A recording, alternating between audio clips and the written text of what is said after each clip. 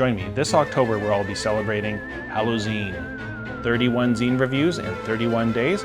Joining me will be my friend Beanie.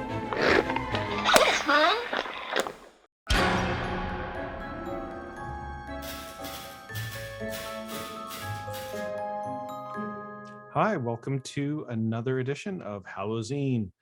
Joining me is Beanie. Beanie, how are you doing today?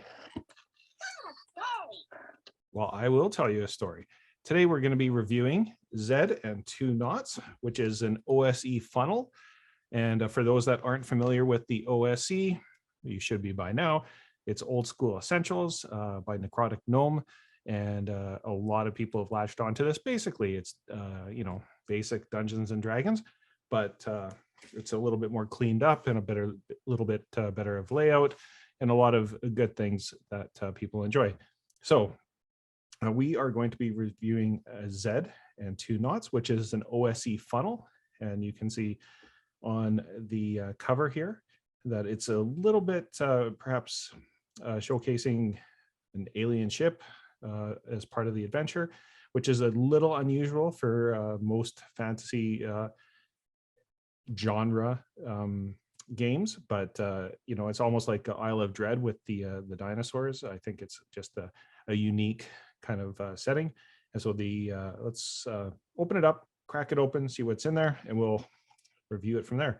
So once again, Zed Two Noughts, level 0 funnel for OSE. And for those unfamiliar with what a funnel is, that is when you basically get a bunch of villagers, make 4 or 5 characters each, and then run them through, and they are so weak that chances are they are going to die, and then whoever's left over becomes your character.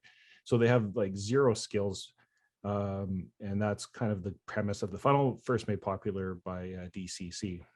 It is written by Riley Coyote and Josh Domanski. Both of them have other games that you should check out. I'll have links to it in the video description. And then here they have a nice map. We don't know this yet. And spoiler alert, this is an alien ship. So you can see inside the alien ship with the neon and the different sections of it. So you can see the different areas, home being number 1, that's the village. And then number 2, the prison that they get abducted to. So once again, spoiler alert. Number 3 is the vivarium, and that has barriers, 6 vivariums in them. And then number 4, laboratory. 5, the living engine. Number 6 is the spa. Number 7, the storeroom. Number 8, the library. And the number 9, observation deck. So layout and design by Josh Domanski, proofreading Gabriel Reich, Andrew Walter for illustrations, and publishing by Exalted Funeral. Dedicated to B. Presented by Exalted Funeral and Afterthought Committee. So let's dive in.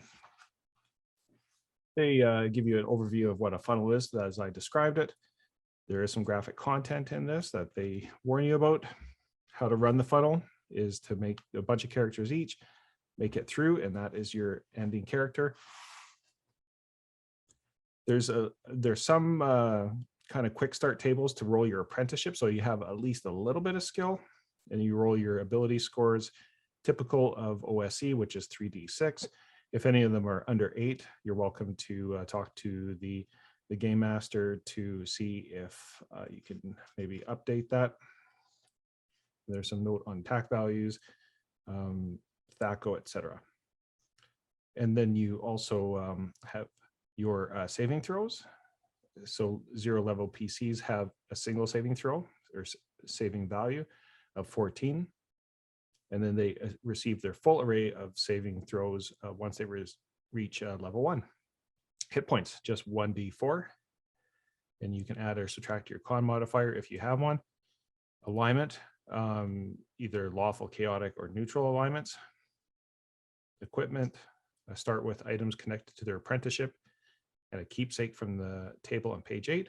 Armor class, they all have an AC of 9. And note any changes that your armor has on their dex modifier. And then finally, give each of your characters a name. So let's make some apprenticeships. Let's see, what do we need here? It's a D6 table, and we roll twice, once on the apprenticeship and once on the belongings. So let's try it out. Oh, I should have rolled that a little bit better. So let's start with 52, which is a sage. Okay, now let's roll our belonging. 52, again, ironic. Book of Arcane Research. So we are a sage with a Book of Arcane Research. And you would do that for your 4 or 5 0 level PCs. Keepsakes, let's roll our keepsakes. So we need a D20, 12. We are going to have a book on local monsters. There we go. So what's the setup? The latent, and once again, spoiler alert, the setup, late into the night, a gargantuan alien craft from beyond the pale blue sky invades the PC's home. Their goal, collect impressionable youth and subject them to twisted trials. Once abducted, our budding heroes find themselves trapped within a complex labyrinth of odd creatures and strange experiments. Escaping with their lives will require strength, courage, and collaboration. The alien craft, the creatures dubbed the Observers, grew their war machine in an attempt to harvest, observe, devour, and assimilate choice subjects. So this is kind of that organic technology, and that's the spaceship is kind of a fleshy technology spacecraft. The Observers are what they call the aliens, and they're naturally shapeshifters, and they use that to inspire fear, confusion, and sorrow. So what's really going on? The Observers feed off the psychic energy of the sentient species. They've come to determine if the planet is a viable source of food and assimilate it into its population accordingly. Capturing subjects allows them to observe and absorb their behaviors, beliefs, and nuances. They may even appear as a fellow villager or replacement PC. They are shapeshifters after all, right? Though their basic goal is sustenance, in time they hope to establish a pool of trustworthy adventurers strong enough to aid against a universe-shattering event foretold by the Great Eye. So they even have their own lore. Once again, that nice image that we saw earlier, which is the spacecraft and the long tentacles reaching down to capture the villagers, almost has a kind of troika feel to it. The area descriptions, I won't get into too much of this because I mean, even I'm saying spoiler alert, but I don't want to even ruin it that much. But as we talked about in the map that we saw at the beginning, there's the home area, and there's in their village, it's describing their village. The prison, once they are abducted, fleshy walls sprout hard bunks like scabs. The ceiling squirms overhead as bulbs of glass emitting sterile light from across its surface.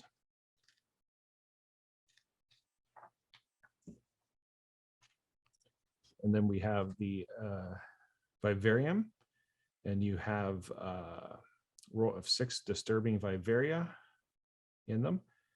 And that has, well, in one of them, you can see the apes. That's rather a gruesome picture, but that's the way it goes in the OSE world sometimes. And the laboratory, and then the living engine, a pulsating labyrinth of twisting aluminum catwalks, slick and warm to the touch. And then finally, the spa. I think we have the observation, storeroom and library. I forgot about those.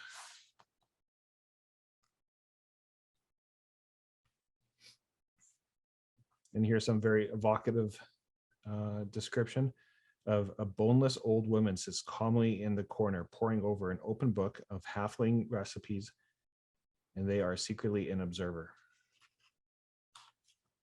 Spoiler alert.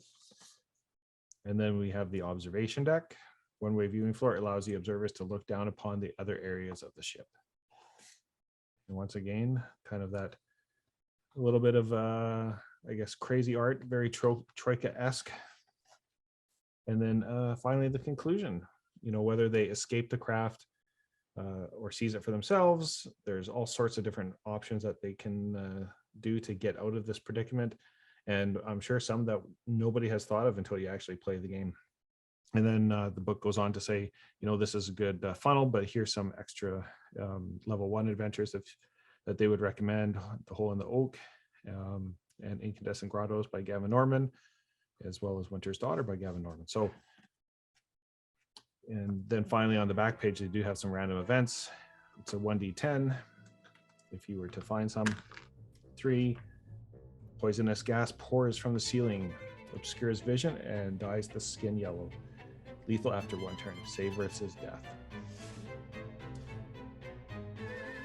So that's it. They came from beyond. Zed Two Noughts. Happy Halloween, ladies.